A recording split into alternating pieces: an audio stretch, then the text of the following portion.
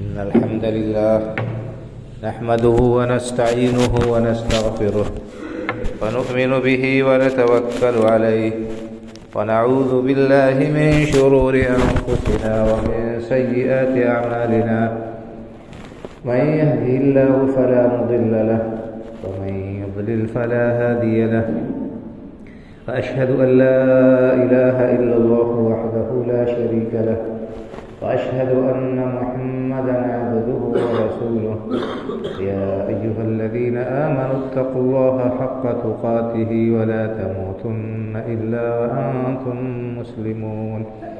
يا أيها الناس اتقوا ربكم الذي خلقكم من نفس واحدة وخلق منها زوجها وبث منهما رجالا كثيرا ونساء واتقوا الله الذي تساءلون به والأرحام إن الله كان عليكم رقيبا يا أيها الذين آمنوا اتقوا الله وقولوا قولا سديدا يصلح لكم أعمالكم ويغفر لكم ذنوبكم ومن يطع الله ورسوله فقد فاز فوزا عظيما أما بعد فإن خير الحديث كتاب الله وخير الهدي هدي محمد صلى الله عليه وسلم وشر الأمور محدثاتها وكل محدثة بدعة وكل بدعة ضلالة وكل ضلالة في النار. أعوذ بالله من الشيطان الرجيم.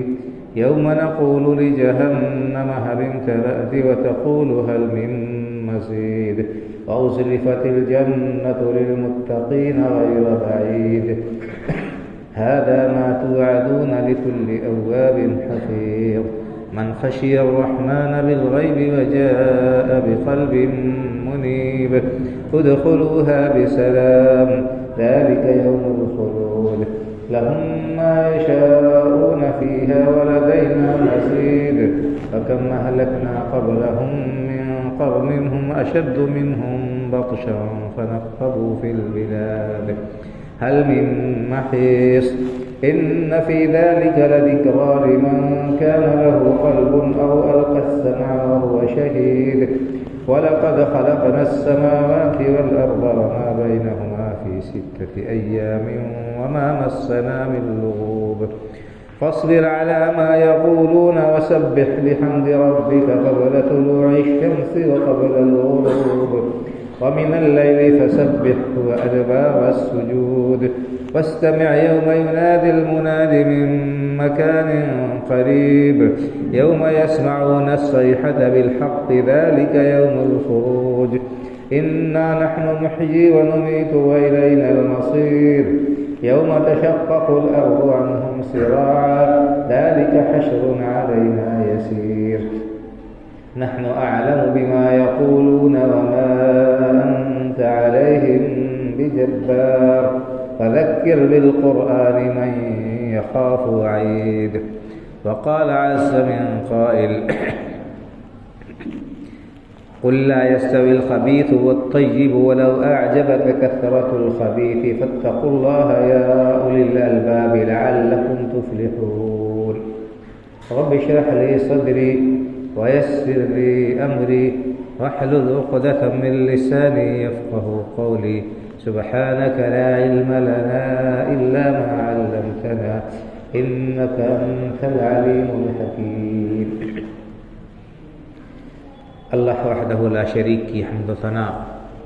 اور رسول اکرم صلی اللہ علیہ وسلم پر صلاۃ و سلام کے بعد معزز حاضرین جمعہ، اس وقت ملک اور دنیا کے حالات پر نظر ڈالنے سے یہ صورتحال کھل کر سامنے آتی ہے کہ ہر جگہ مسلمان آزمائش اور ابتلا میں ڈالے گئے ہیں، طرح طرح کی الجھنوں اور پریشانیوں کا شکار ہیں اور ان کے اوپر ظلم و ستم کے پہاڑ توڑے جا رہے ہیں۔ حالات دن بر دن مایوس کن اور تکلیف دہ ہوتے جا رہے ہیں۔ بہت سے لوگ اس چیز کو اسلام سے جوڑ کر دیکھتے ہیں، جن کا ایمان اللہ پر نہیں ہے، جو اللہ کے رسول صلی اللہ علیہ وسلم کی رسالت اور نبوت کو صحیح طور سے نہیں سمجھتے، جو اسلامی تاریخ سے ناواقف و بے خبر ہیں، وہ یہ سمجھتے ہیں کہ مسلمانوں کی اس پستی، اس زبوں حالی اور اس پریشانی کا سبب اسلام اور اسلامی تعلیمات پر عمل کرنا ہے۔ بہت سے لوگ اپنی زبانوں سے نازیبا کلمات بھی ادا کرتے ہیں اور اسلام کے جو عالم بردار ہیں، جو دین کی نشر و اشاعت کے ذمہ دار ہیں، علماء کرام اور زعماء ملت، ان کو نازیبا القاب سے یاد کرتے ہیں اور ان کو اسلام اور مسلمانوں کی پستی کا سبب قرار دیتے ہیں۔ حالانکہ یہ بات بالکل غلط ہے کہ اسلام کی وجہ سے مسلمان پست ہیں اور پیچھے۔ حقیقت یہ ہے کہ اسلام پر عمل پیرا ہونے کی وجہ سے مسلمان پیچھے نہیں ہیں، بلکہ اسلام کو چھوڑنے کی وجہ سے، اسلامی تعلیمات سے منہ موڑنے کی وجہ سے وہ پیچھے ہیں، اور یہ بھی جو بھی ظلم و ستم کی چکی میں پیس رہے ہیں اور آج ذلت کی زندگی گزار رہے ہیں، جہاں کہیں بھی اس کا سبب صرف اور صرف یہ ہے کہ ہم نے دین سے اپنا رشتہ یا تو توڑ لیا ہے بالکل، اور یا پھر برائے نام صرف اپنا ہم نے رشتہ برقرار اور باقی رکھا ہے۔ اللہ رب العالمین کا وعدہ قرآن کریم میں ہے کہ وَلِلَّهِ الْعِزَّةُ وَلِرَسُولِهِ وَلِلْمُؤْمِنِينَ، عزت تو اللہ کے لیے ہے، اللہ کے رسول صلی اللہ علیہ وسلم کے لیے ہے اور اہل ایمان کے لیے ہے، اور فرمایا وَأَنْتُمُ الْأَعْلَوْنَ إِن كُنتُم مُؤْمِنِينَ، حقیقت میں تم ہی مومن، تم ہی سربلند رہو گے، تم ہی کو عزت و سرخروئی حاصل ہوگی، شرط یہ ہے کہ تم صاحب ایمان۔ تو اللہ رب العالمین نے صاحب ایمان ہونے، ایمان پر عمل جم جانے اور ایمان کے تقاضوں کے مطابق عمل کرنے کو عزت کا سبب بتایا ہے۔ اسلامی تاریخ پیچھے صدیوں پیچھے لوٹنے کی ضرورت نہیں ہے۔ جو اسلام کا سنہری دور تھا اور اسلام کا سورج چمک رہا تھا پوری دنیا پر، اور مسلمانوں کا مقام و مرتبہ ہر میدان میں تھا، وہ تو اب تاریخ کی مسلمہ حقیقت ہے، اس سے کوئی انکار کر ہی نہیں سکتا۔ اپنے ملک میں، اپنے وطن میں، اپنے گھر اور اپنے محلے میں دیکھ لیجیے کہ آج سے 40 سال 50 سال پہلے، چوتھائی صدی پہلے، 20-25 سال پہلے ہماری کیا عزت تھی، ہمارا کیا وزن اور کیا مقام تھا دیگر ادیان والوں کے مقابلے میں۔ ہم پر اعتماد کرتے تھے، ہم پر بھروسہ کرتے تھے، اور ہمارے سلسلے میں وہ حسن ظن رکھتے تھے۔ بہت سارے معاملات میں فیصلہ کرانے کے لیے وہ مسلمانوں کو ڈھونڈتے تھے، ان پر زیادہ اعتماد کرتے تھے۔ اور آج بھی کہیں کہیں آپ پائیں گے کہ مسجدوں کے باہر بچوں کو دعا کرانے کے لیے، دم کرانے کے لیے آج بھی لوگ کھڑے رہتے ہیں۔ تو یہ سب کیا تھا، کیوں تھا بھائی اور بزرگوں؟ کیونکہ ہم دین پر قائم تھے، دین کے احکام پر عمل پیرا تھے، اللہ رب العالمین پر ہمارا ایمان تھا، اور حرام و حلال، جائز اور ناجائز کا پاس و لحاظ رکھتے تھے۔ اس کے نتیجے میں اللہ رب العالمین نے ہمیں اگرچہ حکومت نہیں تھی لیکن عزت دی تھی، اللہ رب العالمین نے عزت سے نوازا تھا، اور لوگوں کے دلوں میں ہمارا ایک وقار تھا، ایک مقام تھا، ایک مرتبہ تھا۔ لیکن جس قدر ہم دین سے دور ہوتے جا رہے ہیں، ہمارے اندر جس قدر قرآن کریم اور حدیث مبارکہ کی تعلیمات سے دوری بڑھتی جا رہی ہے، جس قدر ہم اللہ رب العالمین کے احکام کو توڑ رہے ہیں اسی قدر ہماری عزت خاک میں ملتی جا رہی ہے، اسی قدر ہم ذلیل ہوتے جا رہے ہیں، اسی قدر ہم آزمائشوں کا، ابتلاءات کا شکار ہیں۔ تو میں نے آپ کے سامنے جو آیت کریمہ پڑھی ہے اس میں اللہ رب العالمین نے ایک بڑی عظیم بات بیان کی ہے، بہت بڑی غلط فہمی کا ازالہ کیا ہے جو آج بہت سارے ذہنوں میں بیٹھی ہوئی۔ اللہ رب العالمین نے ارشاد فرمایا کہ قل لا يستوي الخبيث والطيب ولو اعجبك كثرة الخبيث، اے نبی کریم صلی اللہ علیہ وسلم آپ فرما دیجئے کہ پاکیزہ چیز اور خبیث گندی چیز دونوں برابر نہیں ہو سکتی۔ قل لا يستوي الخبيث والطيب، پاکیزہ چیز، عمدہ چیز اور گندی چیز دونوں برابر نہیں ہو سکتی۔ وَلَوْ أَعْجَبَكَ كَثْرَةُ الْخَبِيثِ، اگرچہ گندگی اور ناپاکی اور خراب چیزوں کی کثرت آپ کو بھلی لگے، اچھی لگے۔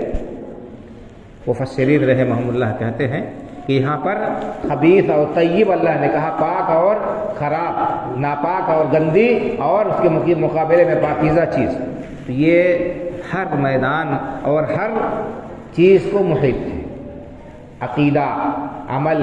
اخلاق، معاملات اور کمائی، ہر شعبے کو، ہر چیز کو یہ چیز محیط ہے۔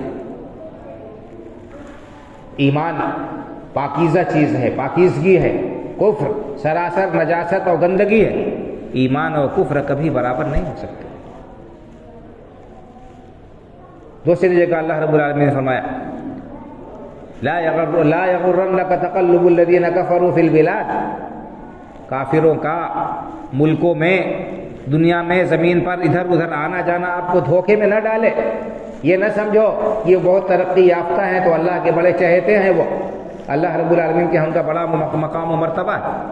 ہرگز نہیں۔ دنیا اللہ رب العالمین دیتا ہے ہر ایک کو، جس کو چاہتا ہے، جس سے محبت رکھتا ہے اس کو بھی دیتا ہے، اور جس کو نہیں چاہتا ہے، جس سے محبت نہیں رکھتا ہے، اللہ تعالیٰ اس کو بھی دنیا دیتا ہے۔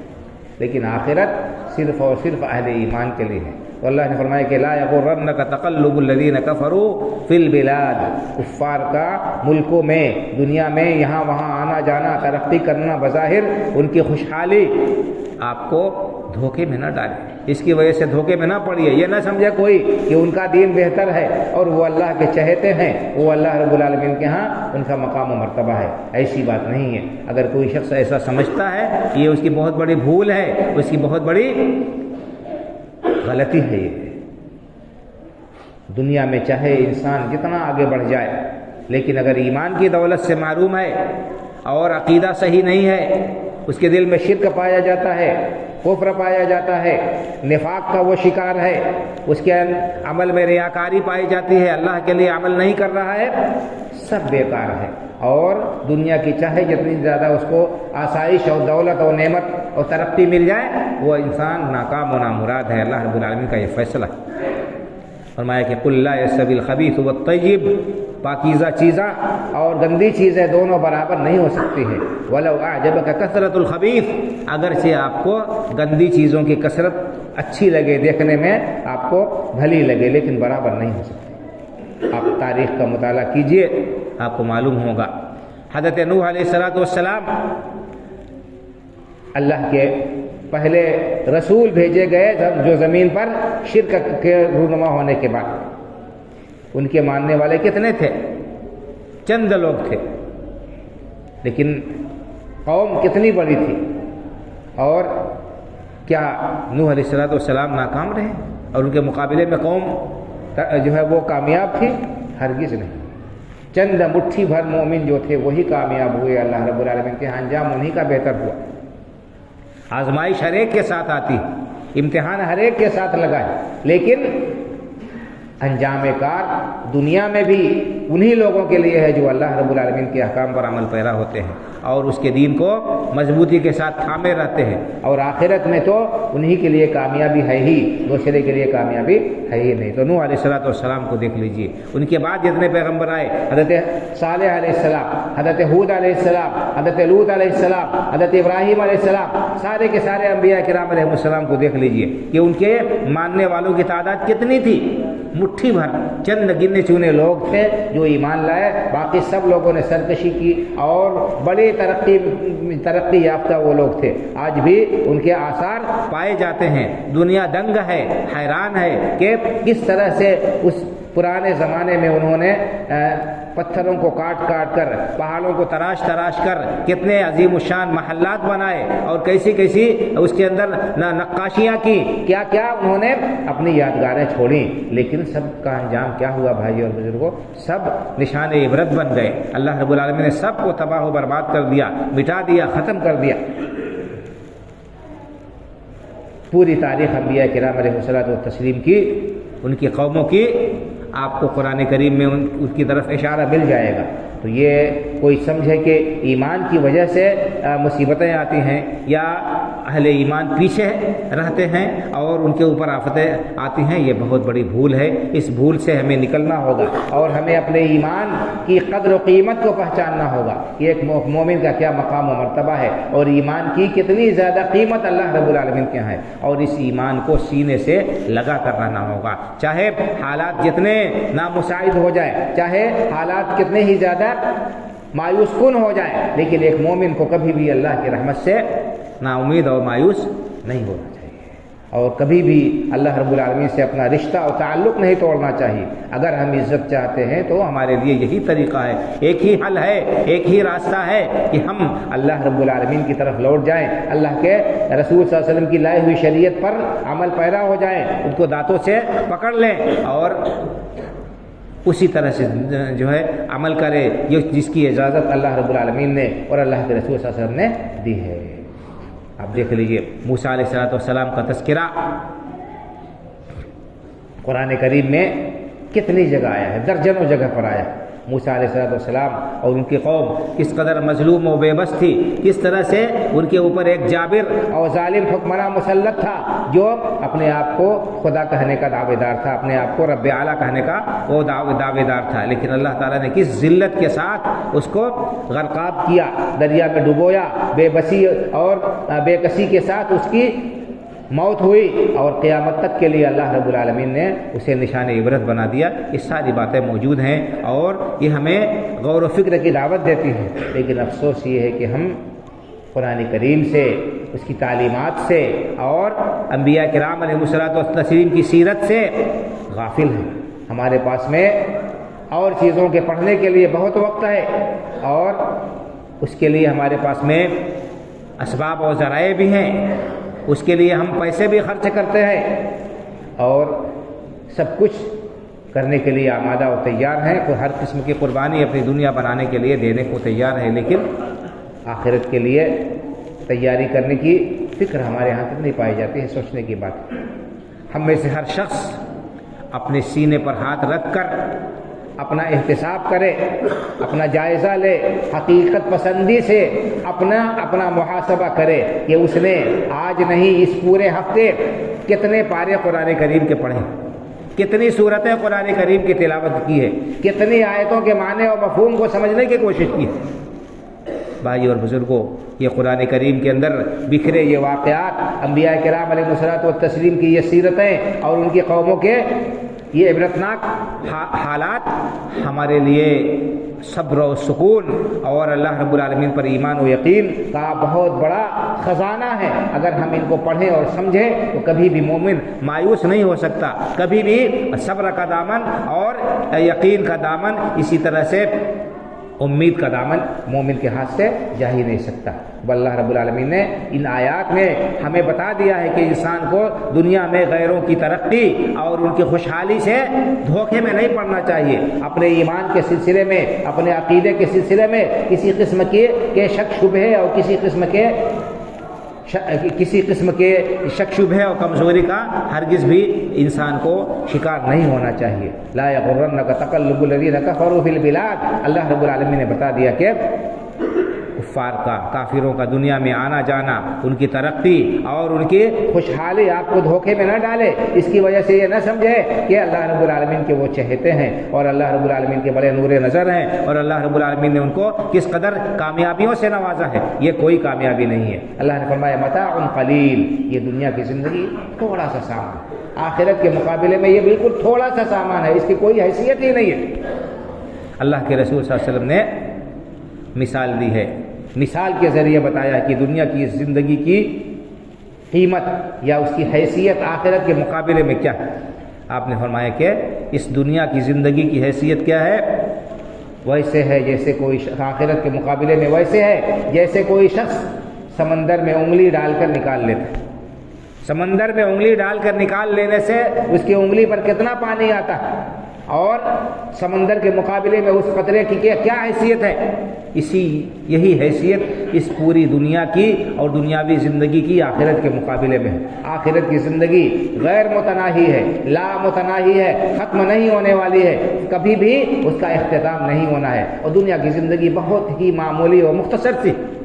لیکن ہم اس مختصر سی اور معمولی سی زندگی کو بنانے کے لیے دن رات محنت کرتے ہیں، کوشش کرتے ہیں، اپنے آپ کو تھکاتے ہیں کہ آرام کریں گے، لیکن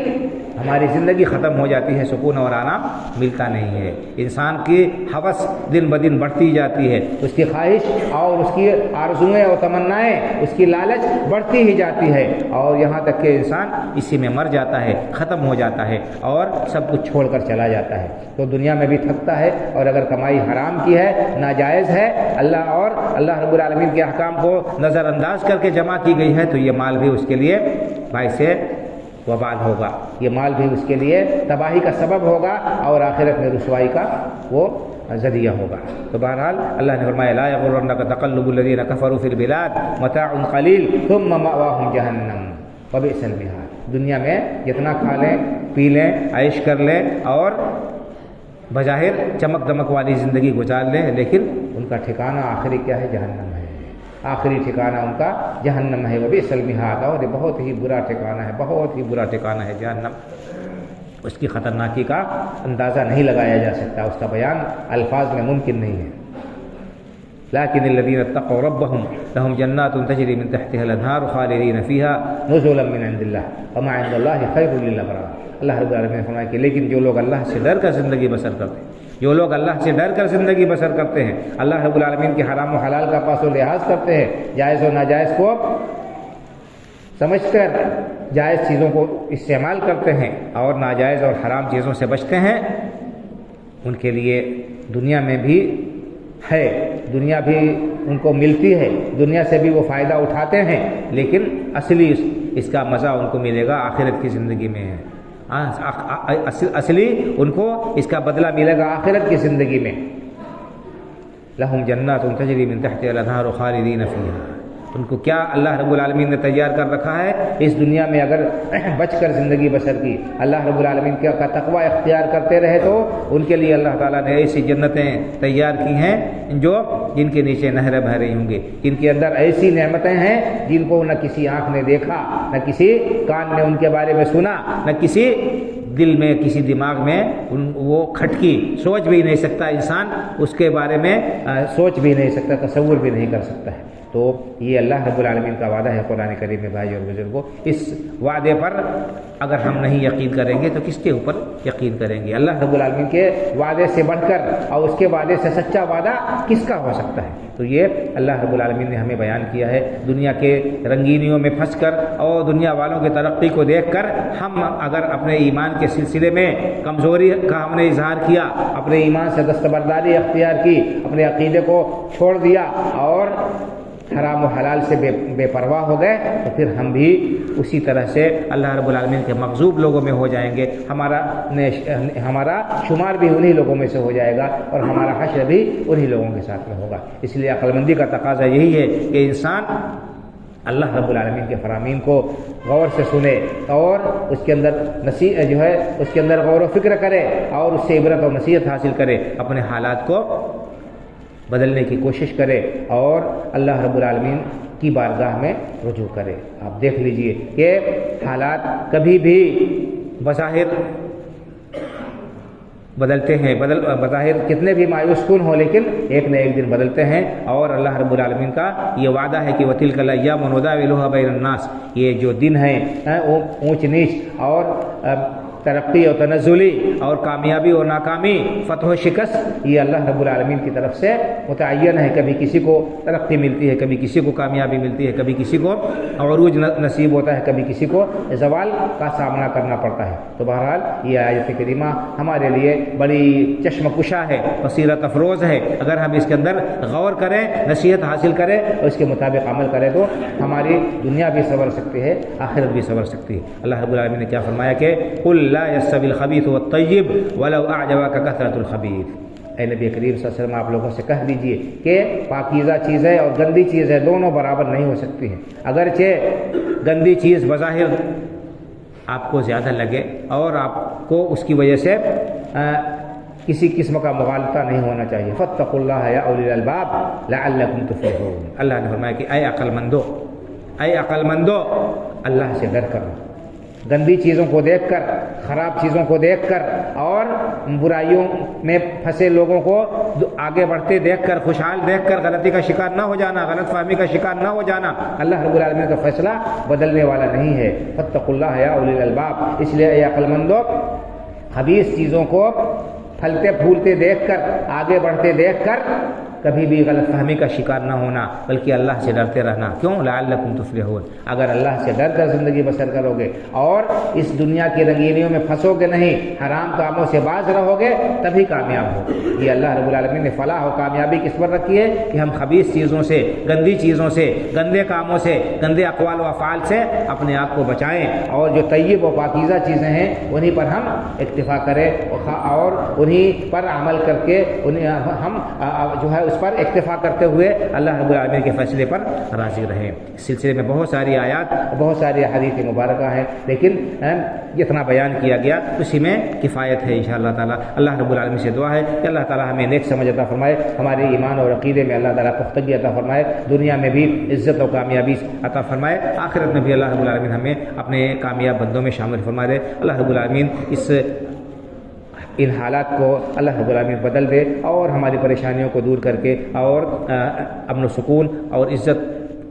جو ہماری سابقہ عزت تھی اللہ رب العالمین اس کو بحال کر دے اور واپس کر دے۔ اللہ رب العالمین دین کے جو فیوز و برکات ہیں ان سے دنیا اور آخرت دونوں جگہ ہمیں متمتع اور فیض یاب فرما، آمین۔ اقول قولی ھذا واستغفر اللہ لی ولکم ولسائر المسلمین فاستغفروہ من کل ذنب انہ هو الغفور الرحیم۔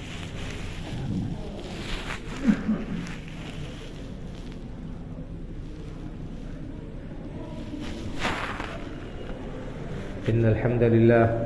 نحمده ونستعينه ونستغفره ونؤمن به ونتوكل عليه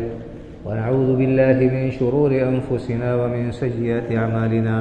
من يهده الله فلا مضل له ومن يضلل فلا هادي له، وأشهد أن لا إله إلا الله وحده لا شريك له، وأشهد أن محمدا عبده ورسوله۔ إن الله وملائكته يصلون على النبي يا أيها الذين آمنوا صلوا عليه وسلموا تسليما، اللهم صل على محمد وعلى آل محمد كما صليت على إبراهيم وعلى آل إبراهيم إنك حميد مجيد، اللهم بارك على محمد وعلى آل محمد كما باركت على إبراهيم وعلى آل إبراهيم إنك حميد مجيد، اللهم انصر من نصر دين محمد صلى الله عليه وسلم واجعلنا منهم، واخذل من خذل دين محمد صلى الله عليه وسلم ولا تجعلنا منهم۔ عباد الله رحمكم الله، إن الله يأمر بالعدل والإحسان وإيتاء ذي القربى وينهى عن الفحشاء والمنكر والبغي يعظكم لعلكم تذكرون، فاذكروا الله يذكركم وادعوه يستجب لكم ولذكر الله أكبر والله يعلم ما تصنعون۔